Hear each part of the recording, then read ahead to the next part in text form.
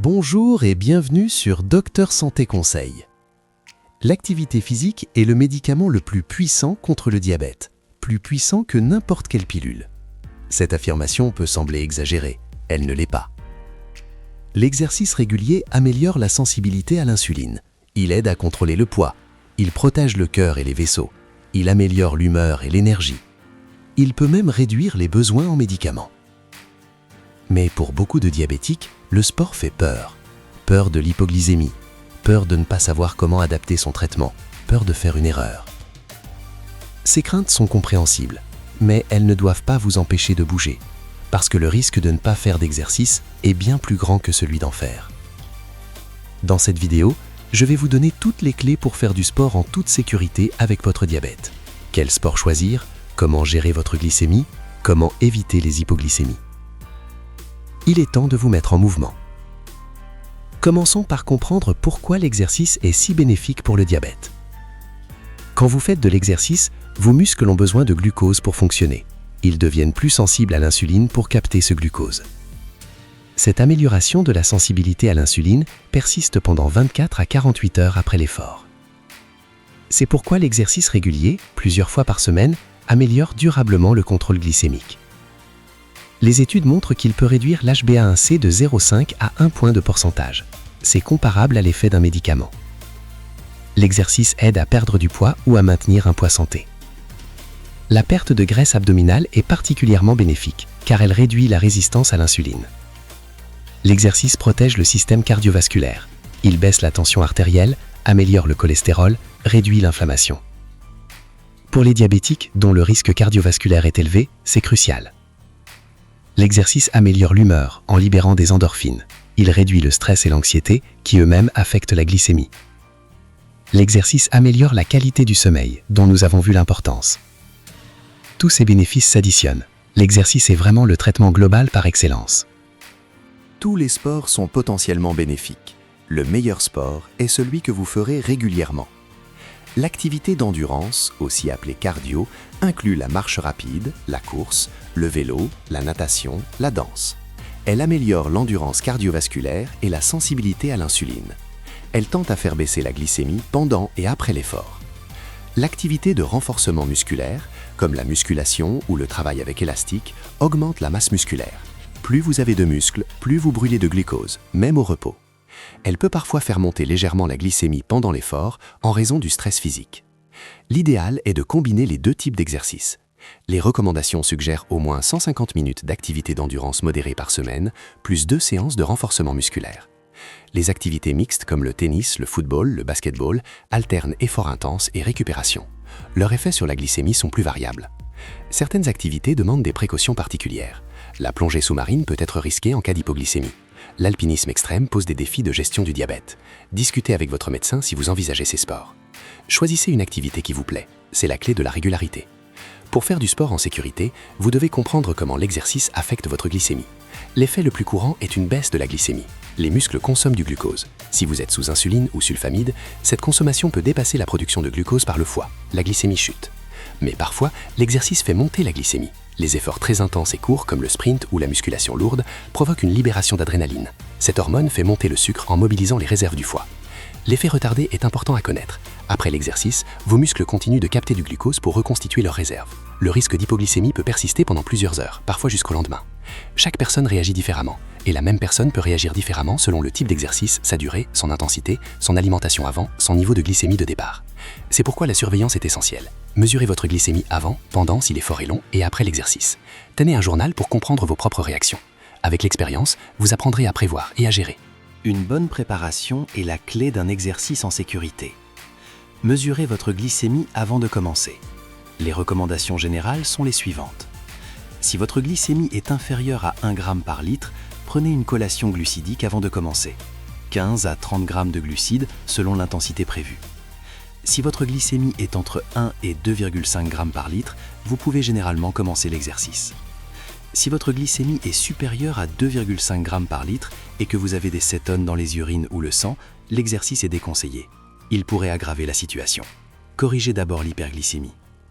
Ayez toujours du sucre rapide sur vous, dans votre poche, votre sac de sport, votre bouteille. Morceaux de sucre, comprimés de glucose, petites bouteilles de jus. Informez les personnes autour de vous que vous êtes diabétique. En cas de malaise, ils sauront quoi faire. Portez un bracelet ou une carte d'identification médicale. Hydratez-vous bien avant l'effort. La déshydratation peut affecter la glycémie. Choisissez des chaussures adaptées et inspectez vos pieds après l'effort. Les diabétiques doivent être particulièrement vigilants avec leurs pieds. Pendant l'exercice, restez attentif à votre corps et à votre glycémie. Si l'effort dure plus de 30 à 45 minutes, vérifiez votre glycémie pendant l'activité. Les capteurs de glucose en continu sont très pratiques pour cela. Soyez attentif aux symptômes d'hypoglycémie. Tremblements, sueur, palpitations, faim, confusion. Ces symptômes peuvent être masqués par l'effort lui-même. Soyez vigilant. Si vous ressentez ces symptômes ou si votre glycémie est basse, arrêtez l'exercice. Prenez 15 g de sucre rapide. Attendez 15 minutes. Vérifiez à nouveau. Reprenez l'exercice uniquement si la glycémie est remontée et stable. Pour les efforts prolongés, prévoyez des collations régulières. 15 à 30 g de glucides toutes les 30 à 60 minutes selon l'intensité. Les boissons sportives, les barres énergétiques, les fruits secs peuvent convenir. Hydratez-vous régulièrement. La déshydratation peut fausser les mesures de glycémie et affecter vos performances. Si vous utilisez une pompe à insuline, certaines activités peuvent nécessiter de la déconnecter temporairement. D'autres permettent de réduire le débit basal. Discutez-en avec votre diabétologue. L'exercice ne s'arrête pas quand vous arrêtez de bouger. La période de récupération est cruciale. Mesurez votre glycémie après l'effort et continuez à surveiller dans les heures qui suivent.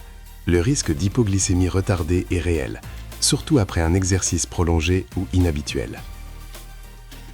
Si l'exercice a lieu en fin de journée, soyez particulièrement vigilant au coucher et pendant la nuit. Une collation avant le coucher peut être nécessaire pour éviter une hypoglycémie nocturne. Mangez après l'effort pour reconstituer les réserves musculaires. Un mélange de glucides et de protéines est idéal. Un fruit et un yaourt, une barre de céréales, un sandwich léger. Si vous utilisez de l'insuline, vous pourriez avoir besoin de réduire vos doses après l'exercice. Cela demande un apprentissage et une discussion avec votre médecin. Inspectez vos pieds après l'exercice, surtout si vous avez marché ou couru. Recherchez des ampoules, rougeurs, blessures. Traitez immédiatement tout problème. Notez dans votre carnet l'exercice réalisé, votre glycémie avant, pendant et après, ce que vous avez mangé. Ces données vous aideront à affiner votre gestion au fil du temps. Si vous utilisez de l'insuline ou des sulfamides, vous devrez probablement adapter votre traitement autour de l'exercice. Les principes généraux sont les suivants, mais chaque cas est particulier. Discutez avec votre diabétologue pour établir des règles personnalisées. Réduire l'insuline avant l'exercice peut prévenir l'hypoglycémie. Si vous utilisez une insuline rapide et que vous faites de l'exercice dans les 2 heures suivant l'injection, réduire la dose peut être approprié. Si vous utilisez une pompe à insuline, réduire ou suspendre le débit basal avant et pendant l'effort est une option. Pour les insulines basales, l'adaptation est plus complexe car leur durée d'action est longue. Une réduction légère les jours d'exercice intense peut parfois être envisagée. Les sulfamides ne peuvent pas s'être ajustés dose par dose comme l'insuline. La stratégie repose davantage sur les collations. Certains médicaments, comme les inhibiteurs de SGLT2, peuvent augmenter le risque de déshydratation pendant l'effort. Veillez à bien vous hydrater. La metformine n'augmente généralement pas le risque d'hypoglycémie à l'effort. Ces ajustements demandent du temps et de l'expérience. Commencez progressivement, surveillez attentivement et affinez au fil du temps. Certaines situations demandent des précautions supplémentaires. L'exercice par temps chaud augmente la transpiration et le risque de déshydratation. La chaleur peut aussi accélérer l'absorption de l'insuline.